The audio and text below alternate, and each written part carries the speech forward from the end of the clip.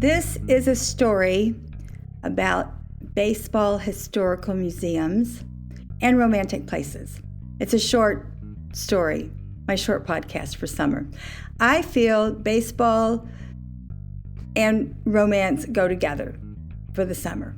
That's why I'm always talking about it during the summer, because it's a time for people to chill. It's a time for people to have fun and not think about serious things. When I was doing the research on baseball stadiums of historical significance, Cooperstown immediately came to mind. One, I was lucky enough to live in that area of New York where I could go often enough every other summer. Plus, I am a huge batting cage fanatic. I used to be really, really good at it, not so much now because I'm in my 60s. However, when I was a batting addict, when I was in the batting cages at Cooperstown, all the balls came out at me at once. I literally screamed like a girl.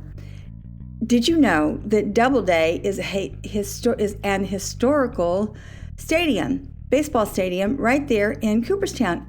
I did not know this because I was either at the Baseball Hall of Fame, I was biking, I'm a biking advocist, and I was at the batting cages. Therefore, you must go to Cooperstown, and of course the Baseball Hall of Fame is a lot of fun. So is biking. They have a beautiful lake there. But go to the stadium. There's a ton of history there.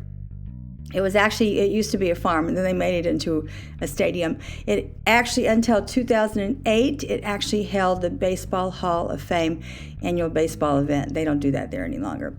However, to know this, that you don't even have to go inside the Baseball Hall of Fame, just stand in the stadium and think of all the people, all the players who were there. The next one, many of you are going to know these other two. Of course, Fenway Park is famous for the Boston Red Sox. They are known for, of course, it's located in Boston, and the Fenway Park is known for this huge green wall that I'm sure was built in order to keep the baseballs inside the stadium. That wouldn't work today, as we know, with our huge hitters such as O'Shea and Eli and many of these other amazing accomplishments by our baseball hitters. However, going inside those, if you don't like doing museums, this is a great place to see some of the historical significance. All of these stadiums date back to 1900, and they're still in operation. But besides the green wall, which is one of the things that the Fenway Park is known about, it's also its location where it is in Boston, because it's also surrounded in a very culturally rich neighborhood, very much worth visiting Fenway Park. The other one, the last one, Wrigley is in the middle of Chicago. Now, I didn't know this. Of course, it is the home of the Chicago Cubs, which took them about 80 years, I think, to finally get in the World Series and win the World Series. So that's vastly important. What is really cool about Wrigley is that it's in this huge neighborhood right there in Chicago. It's surrounded by bars and restaurants, which become crazy busy when there's a game on, which is going to be now until November. Fascinating is that people can watch, if they live in the residence or if they have friends in the residential area, they can watch the baseball game from the rooftops. How fun is that? Yeah, I would do that in a nanosecond.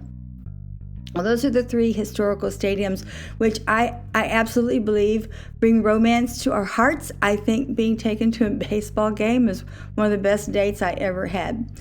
And that's why baseball and romance go together. For the section on romance, what is the most romantic place you have visited or you would love to visit? I think a lot of us would immediately go to Paris and think that, well, Paris was the most romantic place I've ever been, but we all know it's changed so much. It's become super crowded. It's not like it was, let's just say 30 years ago. For me, I don't really find Italy that romantic, even though I've been many times for work and then vacation. I think of Italy as the place for really good food and to be on the beaches, because I do love the Amalfi Coast. I swam in the Tyrrhenian Sea the last time I was there. I'm a big swimmer. For me, it's going to be France, of course, because you have Champagne, you have the best wines, The food is really good too. I'm a vegetarian, so as long as I'm having Mediterranean-style food, I'm a pretty happy camper.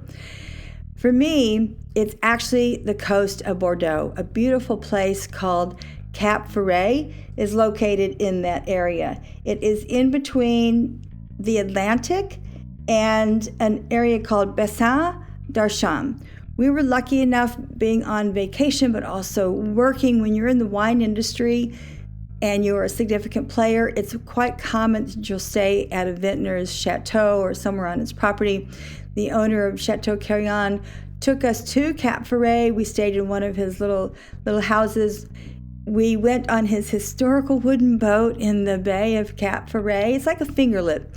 We actually fished for dinner when the tides were low. We would get out of the boat and we would gather mussels and clams, shrimps. Someone put grenouille, which is frog legs. A couple of people put frogs in the boat. I put them back in the water. I'm not going to eat frogs. But Cap Ferret is really worth visiting. For me, that is one of the most romantic places I have ever been in the world, even though it was work-related. We just had a stunning, amazing time. Believe it or not, Kundalini Yoga can lead you to these adventures also. Whether you're finding romance, a new vocation, I'm including this same Kriya all through summer called Prosperity and Protection. Prosperity really doesn't have anything to do with money, although it can certainly lead down that avenue. Prosperity can be just like that. It can be having romance in your life, finding that soulmate. It can be your vocation, a new career, a new spiritual path. That's why I'm including this Prosperity Kriya. The second half is protection, because anytime we're making changes in our life, we need protection. The reason being is that when we start to make changes, our subconscious will talk to us and say, no, don't do that. We're protecting you. We don't want you to make changes in your life. That's why it's important to repeat a type of Kriya like this, because it'll protect you and help you make the right changes and choices in your life. Lastly, wine. Now, all my listeners know you can contact me anytime for free guidance on wine. I don't charge for this. Send me a text, send me an email. I'm happy to help. I have amazing, vast knowledge of domestic wines, but my heart is in Europe. I wanted to draw attention to Forlorn Hope. Even though it's not quite summer yet, as Matthew Rorick says, they are starting their summer collection. His vineyards are located in Napa. Matthew is a newcomer, I would say, in the last 10 to 15 years. He is iconic. He is a cult-driven wine. He has opened new ways of making sustainable and just charge through wines, meaning that you're just fascinated with everything he's coming up with in the world of wines. He has a wine club, and I love the names. He has 3 to choose from: Ultimate Rare Creatures, Menagerie Club, or the Bestiary Club. All of his information is on my podcast, the link to his vineyards. So just click on the link and you'll get vast amounts of information about Matthew Rorick. I chose him because there's amazing history behind his vineyard also, which I'm not going to discuss now. In a way, Forlorn Hope, it sounds a little depressing, but really he chose that because, well, it has kind of a depressing history, but it actually had to do with cavalry that were named Forlorn Hope because they never gave up hope that they would beat the enemy in that particular area when wars were constant, I guess, in the United States or in California. What's important is that you know that this is an iconic wine. It's someone to follow. It's someone to purchase his wines. His wine club, it doesn't cost anything to belong to his wine club. It's an amazing adventure to follow him and to have his wine shipped. Remember, it's summer now, however, and wine's getting down to Florida. They are delivered in a temperature-controlled packaging, but just remember that it's going to be really vastly hot here. So if you're going to order wines from him, the shipping's probably going to be a little more expensive, but it's worth it. Every penny, every penny. So follow Matthew Rorick on my link. To wrap this up, baseball and romance seriously go together. What a fun date. Tell me what your favorite stadium is. Tell me what your favorite romantic place is in the comments. Love to hear from you. Really reach out if you ever need guidance for wines. I have 23 years in the industry in New York. I know my stuff, and I'll help you for free because I really want to see people expand their drinking experiences into really good stuff and not the swill. Follow the Kundalini Yoga links. They are free also. Same thing with all my links to the vintners. All this information is at your fingertips. I'm here to help. It's all free. To wrap this up and conclude, I'm Valerie Hale. I create this podcast once a week to help people improve their lives. They're all DIY and self-help links.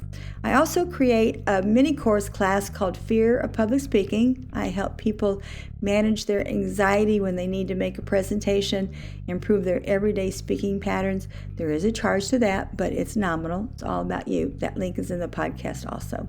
Merci, au revoir.